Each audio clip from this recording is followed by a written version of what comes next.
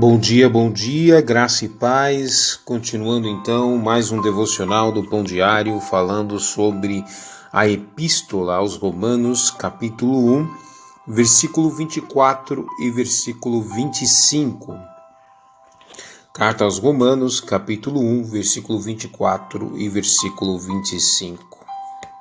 Tradução King James diz assim: por esse motivo Deus entregou tais pessoas a impureza sexual, segundo as vontades pecaminosas do seu coração, para a degradação de seus próprios corpos entre si. Versículo 25. Porquanto trocaram a verdade de Deus pela mentira, adoraram objetos e seres criados, em lugar do Criador, que é bendito para sempre. Amém. Amados, nós vemos aqui que Paulo continua falando sobre a consequência da idolatria, do culto pagão, e que, na verdade, Deus literalmente continua acompanhando esta evolução do pecado na vida do homem. E diante disso, nós vemos que a idolatria, ela vem intrinsecamente inerente ao pecado, trazendo muitas consequências à humanidade, pois o pecado, ele gera a morte. O apóstolo Paulo e também João, ele comenta que as pessoas preferiram amar mais as trevas do que a luz. João comenta sobre isso. E que as pessoas não vêm para a luz para que suas obras não sejam condenadas. Que seu pecado não seja literalmente um incômodo para aquilo que é a sua própria vontade. Quando nós vemos o pecado, que é algo relacionado à natureza humana, à vontade do homem, e o apóstolo Paulo argumenta mais para frente, falando que todos pecaram, destituídos estão da glória de Deus, e por isso nós acreditamos na total depravação da humanidade, e que a humanidade, em sua suma consciência, não consegue ter um momento de lucidez para entender que, na verdade, precisa de Deus, em razão do seu pecado. Essa revelação, esta consciência, ela é dada somente através de Deus para as nossas vidas. Deus se revela a cada um de nós. Nós vemos isso quando o apóstolo Paulo argumenta nos versículos 16 e 17 que o evangelho, né, é a salvação de todo aquele que nele crê, né? E diante disso, visto que a justiça de Deus se revela no Evangelho. Esse Evangelho, a boa notícia, é referente a Cristo, porque haveriam outras linhas não teológicas, mas seculares e na verdade, sectários que poderiam, na verdade, ser cultos ao homem, ou seja, o homem no centro, na busca do seu prazer, na busca da sua satisfação. E diante disso, Paulo então mostra isso à igreja de Roma, como os romanos eram uma cidade moderna, desenvolvida, com várias culturas, os gregos, bárbaros, ignorantes, todo tipo de pessoa estavam ali literalmente envolvidas. O apóstolo Paulo, então, ele abre de forma visceral, né, fazendo aí, então, uma laqueadura, né? Uma laparotomia, abrindo aí a exposição do pecado do povo que estava ali em Roma, na verdade. E essa evisceração, Paulo deixa muito claro que Deus entregou essas pessoas à sua impureza sexual. E a sua impureza sexual estava correlacionada também à idolatria, aos cultos pagãos, tá?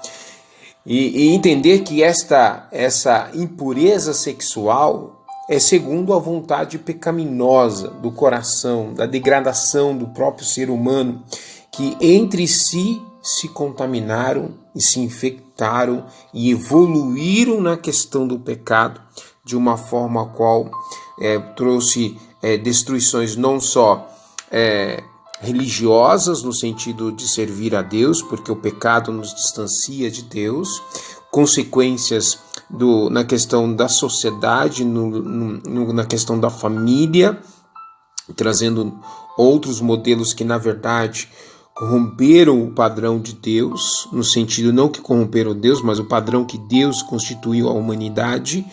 Então Deus literalmente entrega essas pessoas à sua impureza sexual. Deus, ele não interfere nessa questão. Essas pessoas que estão literalmente adorando a criação, adorando a criatura, substituindo a verdade que é Cristo para viver de uma mentira, Deus literalmente as entregou no seu pecado. Deus não vai interferir para que ela venha mudar o seu pensamento. Pelo contrário, Deus literalmente os entregou a esta prática literalmente, ou seja, quando a pessoa literalmente está pecando, mas está relacionada à idolatria. Então a idolatria, ela é nociva para a humanidade, ela é destruidora para a humanidade, pois ela enfatiza o pecado, ela não conserta a questão da dependência do pecado. Somente quem está em Cristo Jesus consegue então viver fora do pecado pela graça de Cristo Jesus, através da fé. Por isso que diz que é o poder de Deus para a salvação de todo aquele que nele crê. Ou seja, a gente só consegue literalmente viver uma vida regeneradora, santificada, porque Deus literalmente ele se revela a nós e nos leva a que possamos se arrepender dos nossos pecados. Não só se arrepender dos nossos pecados, mas confessar os nossos pecados. E literalmente Deus não quer só que nós confessamos o nosso pecado, mas entendemos que Deus, através de Cristo Jesus, Cristo expiou os nossos pecados. Então aquele que acredita no sacrifício de Cristo na cruz do Calvário e considera pela revelação de Deus através da fé que Ele é o único, suficiente Salvador, o único caminho a se chegar a Deus, também é o único caminho a qual nós conseguimos vencer o pecado, não por nossas próprias forças, mas porque Cristo venceu por nós na cruz do Calvário. Então, diante disso, nós vemos então que Deus entregou tais homens à sua imundícia, às suas impurezas, sexuais.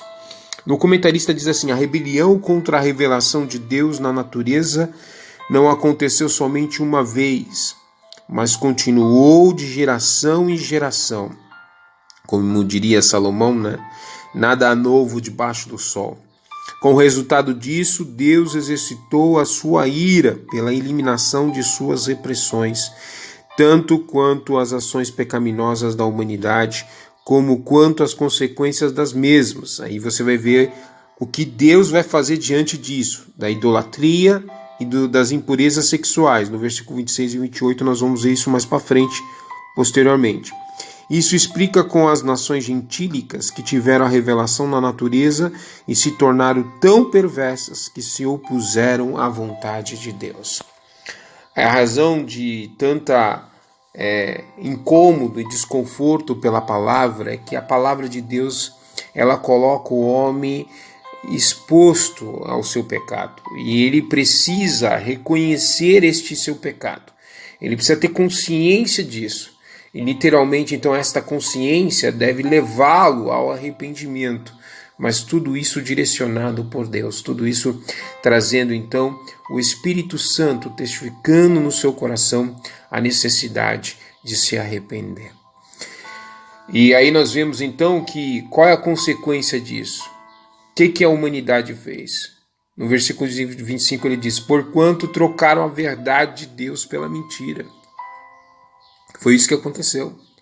As pessoas preferiram adorar a criatura, a criação, literalmente, do que acreditar num Deus supremo, invisível, que fez todas as coisas, que mandou o seu Filho unigênito para salvar aqueles que, na verdade, iriam crer nele, literalmente. Mas antes, estes homens preferiram adorar a criatura, né? A criação, amar a si mesmos ao ponto de praticar o pecado. E o pecado, ele é nocivo, ele destrói a humanidade.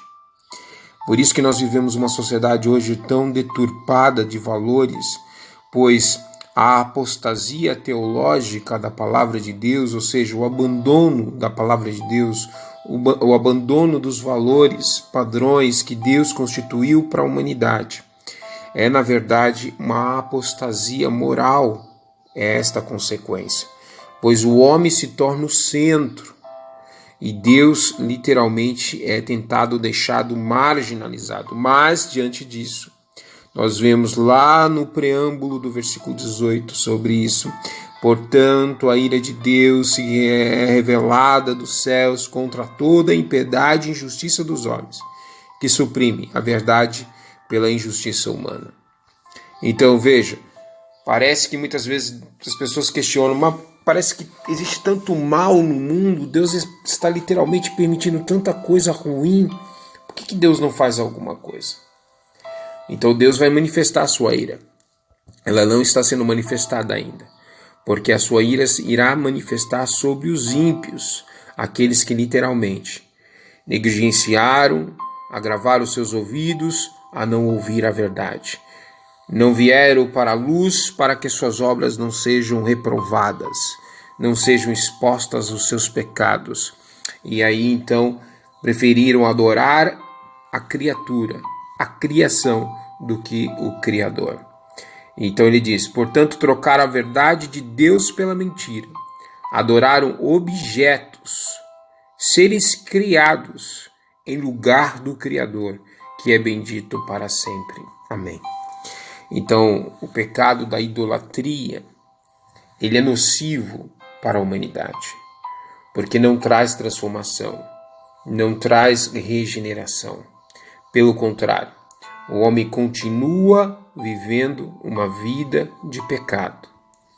Ele não tem consciência porque a idolatria não vai literalmente condená-lo. Pelo contrário, abre portas para que ele possa fazer cultos pagãos no sentido de adulterar, até mesmo tentar adulterar a palavra de Deus. E usando a própria palavra de Deus para enganar a muitos. Nós vemos isso porque o próprio Jesus Cristo nos alertou sobre isso, que haveriam falsos cristos e falsos profetas. Mas como é que vamos saber a respeito da verdade se eu confio a minha eternidade em um sacerdote e um líder, né, de uma seita? Como é que eu vou saber que aquilo que ele está pregando é uma verdade? Só é possível entender a verdade a partir do momento que eu conheço a palavra de Deus. E quando eu conheço a palavra de Deus, então literalmente o Espírito Santo testifica àqueles que já foram chamados e eleitos por Deus, através de Cristo Jesus, a crer na verdade que é Cristo Jesus. Por isso que no João 14, diz que Jesus é o caminho, a verdade e a vida. Ninguém vai chegar ao Pai senão através de Cristo Jesus. Então, amados, todos os outros caminhos que possam existir, olhando pela ótica da palavra, todos os outros caminhos, todas as outras ideias que possam surgir de religiões, não irão trazer a salvação para você. Ou seja, você continuará debaixo da ira de Deus. Somente aqueles que estão em Cristo Jesus, somente aqueles que conheceram a sua palavra, somente aqueles que têm intimidade com Cristo, é que alcançarão a salvação e a isenção de participar da ira de Deus. É o que a palavra de Deus diz.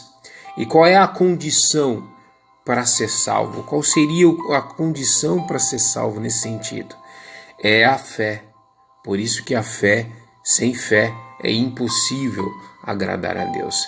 E a própria Bíblia diz que a nossa fé é Ele que acrescenta, é Ele que nos dá esta fé para que possamos crer a respeito da sua própria palavra. Diante disso, quando nós ouvimos todo esse tratado teológico do livro da Epístola aos Romanos, podemos entender o cuidado do apóstolo Paulo em trazer textos do Velho Testamento, corroborando com a verdade que é Cristo, mostrando então que tudo aquilo que foi ensinado no Velho Testamento são as sombras de Cristo Jesus. Então não podemos ter dúvida a respeito da nossa fé. Pelo contrário, a cada dia que lemos, a cada dia que aprendemos, cada dia que o Espírito Santo nos norteia, nos ensina a respeito da verdade, ficamos mais perto de Deus. Por isso que as pessoas preferem fazerem cultos pagãos, porque na verdade não existe uma exigência no sentido da palavra de se arrepender dos seus pecados, de confessar os seus pecados, mas não, pode adorar outros deuses e continuar a viver uma vida de pecado. Lembrando que Paulo nos ensina que o salário do pecado é a morte, mas a graça de Deus superabundou o pecado, e ou seja, nós temos então a possibilidade de vencer a morte eterna, porque Cristo venceu a morte.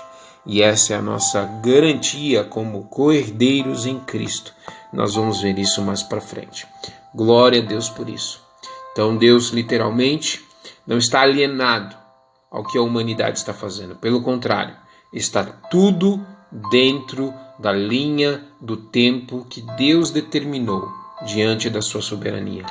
E ao seu tempo certo, Deus manifestará a sua ira contra toda a injustiça da humanidade e contra o pecado. Que Deus possa nos abençoar nesta manhã. Vamos orar e agradecer a Deus. Senhor, nós te agradecemos, Senhor, pela tua palavra, porque a cada dia que vemos, lemos e entendemos, sabemos a necessidade que temos de se arrepender dos nossos pecados, de confessar os nossos pecados, de entender a necessidade que nós temos um Salvador, que é Cristo Jesus.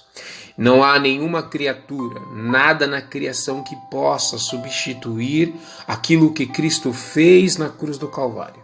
Somente no sacrifício de Cristo alcançamos então a graça de Deus, o favor de Deus por aqueles que não mereciam, aqueles que viviam literalmente, totalmente na depravação do pecado. Mas Deus se revelou a nós através da sua palavra. E a sua palavra, o Logos, é Cristo Jesus.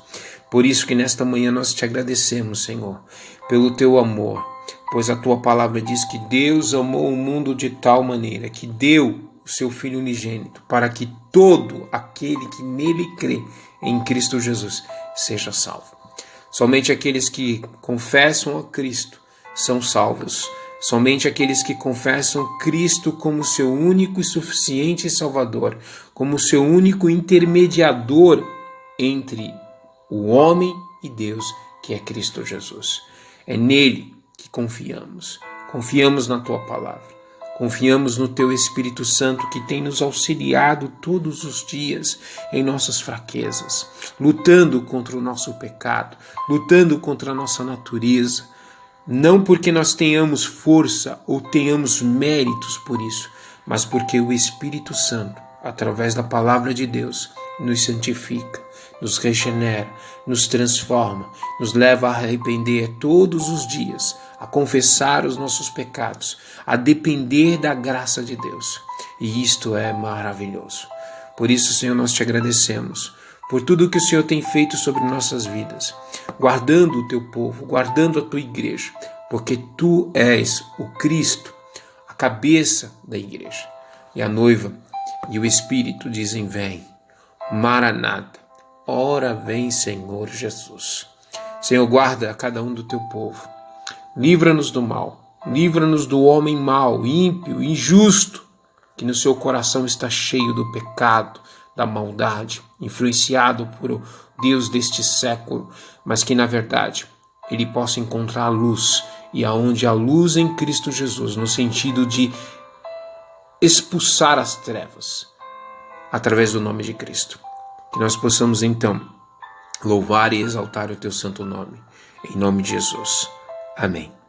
Que o amor de Deus, a graça do nosso Senhor e Salvador Jesus Cristo, as doces consolações do Espírito Santo sejam com todos e todos digam amém.